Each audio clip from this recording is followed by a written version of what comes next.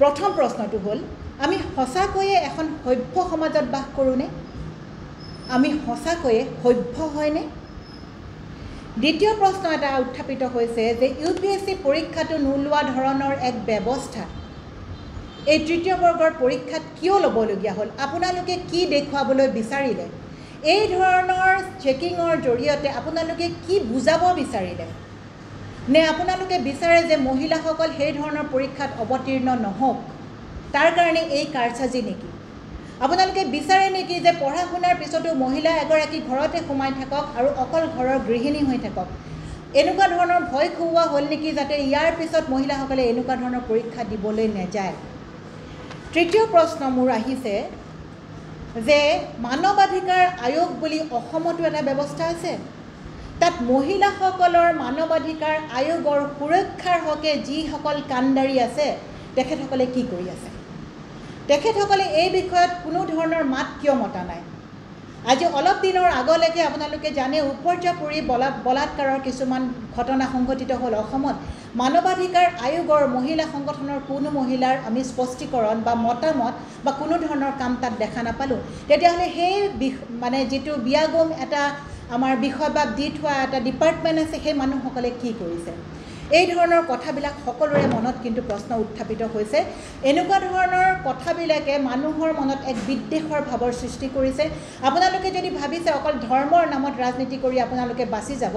মহিলাক আপোনালোকে গুৰুত্ব নিদিব তেতিয়াহ'লে কিন্তু এইটো আপোনালোকৰ পক্ষে সম্ভৱপৰ নহয় আমি বিচাৰোঁ যে মাননীয় মুখ্যমন্ত্ৰী মহোদয়ে সকলোৰে লগত যোগাযোগ কৰি পেলাই এই বিষয়ৰ যিমানখিনি ৰেষ্ট্ৰিকশ্যনছ দিব পাৰে যি ধৰণৰ ব্যৱস্থা কৰিব পাৰে সেইখিনি ইমিডিয়েটলি আপোনালোকে এফেক্টিভ হোৱাকৈ কৰক আৰু ইয়াৰ পিছৰ কোনো পৰীক্ষাত যাতে কোনো মহিলাই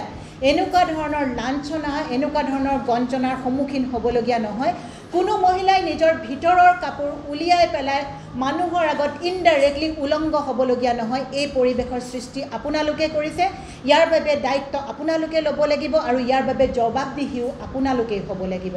এখন চৰকাৰ থকা য'ত মেজৰিটিৰ ভোটত আপোনালোক নিৰ্বাচিত হৈছিল সেই মহিলাসকলেই চাগে আপোনালোকক ভোট দিছিল আজি আপোনালোকে অনুভৱ নকৰে নেকি যে সেই মহিলাখিনি আপোনালোকক লাগে নে সেই মহিলাখিনিৰ ভোট নালাগে বুলি আপোনালোকে তেওঁলোকক বিসৰ্জন কৰিছে এগৰাকী মহিলাৰ মানসিক অৱস্থাটো আপোনালোকে বুজি চাইছেনে পৰীক্ষাটো ৰুমত দিবলৈ সোমোৱাৰ আগত যেতিয়া তেওঁলোকে ধৰ্ষিতা হৈছে এগৰাকী মহিলাৰ আগত ধৰ্ষিতা হোৱাটো ধৰ্ষিতাই হয় দুগৰাকী তিনিগৰাকী মহিলাই যেতিয়া তেখেতসকলৰ গাত হাত দি পেলাই এটা এটা কাপোৰ গুচাই তেওঁলোকক পৰ্যবেক্ষণ কৰিছে আপোনালোকে নাভাবে যেনে এগৰাকী মহিলা তাতে ধৰ্ষিতা হৈছে গতিকে এই ব্যৱস্থাবোৰ ইয়াতে শেষ কৰক ইয়াৰ পিছৰ কোনো পৰীক্ষাত যাতে আপোনালোকে এই ধৰণৰ ব্যৱস্থাবিলাক যাতে পৰিচালিত নহয় প্ৰতিখন জিলাতে যাতে আমি সিমানেই সবল হ'ব পাৰোঁ যে কোনো ধৰণৰ মহিলা এগৰাকী নিৰ্যাতিতা নহওক কোনো ধৰণৰ মহিলাই এনেকুৱা ধৰণৰ পৰীক্ষা পাছ নকৰক মেইন পৰীক্ষাটো দিয়াৰ আগতে তাৰ বাবে আপোনালোকে নিজৰ দায়িত্ব গ্ৰহণ কৰক আৰু আশা কৰিম আৰু অতি সবলভাৱে অসম জাতীয় পৰিষদৰ জাতীয় মহিলা শক্তিৰ তৰফৰ পৰা আমি আপোনালোকৰ ওচৰত সজোৰে এক অনুৰোধ কৰিম এক দাবী জনাম যে প্ৰতিগৰাকী ভগ্নীৰে লজ্জা নিবাৰণ কৰাৰ ব্যৱস্থা আপোনালোকে কৰিব লাগিব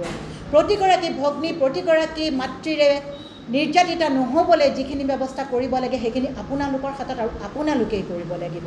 যিহেতুকে এখন চৰকাৰ আছে চৰকাৰৰ তত্ত্বাৱধানত প্ৰতিটো বস্তু আপোনালোকে চাব লাগিব আৰু প্ৰতিগৰাকী মহিলাক নিৰাপত্তা সুনিশ্চিত কৰিব লাগিব আপোনালোকে নিৰাপত্তাৰ কথা কয় আপোনালোকে কয় বেটি বচাও বেটি পঢ়াও বেটি পঢ়ি কি হ'ব যদি বেটিয়ে পঢ়াৰ পিছত এটা পৰীক্ষা দিবলৈ যাওঁতে এই ধৰণৰ সমস্যাৰ সন্মুখীন হয় তেতিয়াহ'লে পঢ়ি